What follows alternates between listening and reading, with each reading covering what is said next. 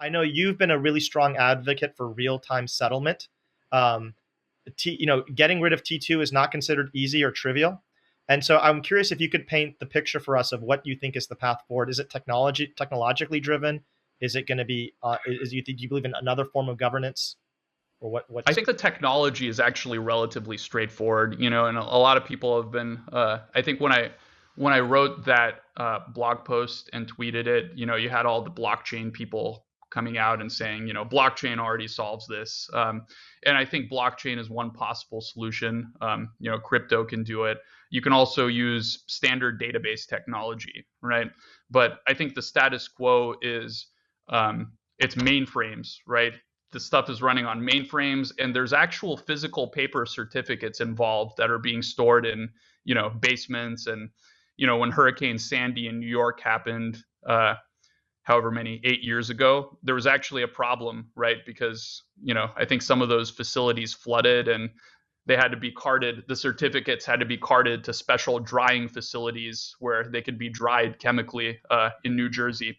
So there's a lot that can be improved on the technology, but I actually think the real problem is a communication problem. I think people need to understand what's happening, and they need to see a picture of what the future could look like where these problems don't exist.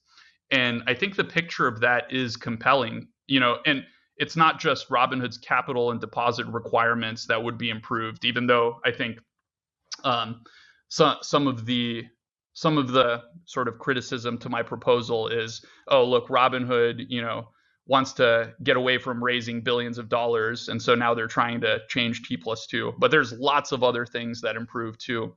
I'll give you an example. Right now, you can short a stock multiple times, right?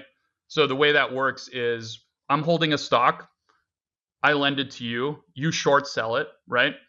Someone's buying that on the other side, right? And they can lend it to someone else to short sell. And that's how you end up in this chain of things where stocks are shorted like 140%. And it's a technology problem because we don't have the systems to keep track of like what's going on.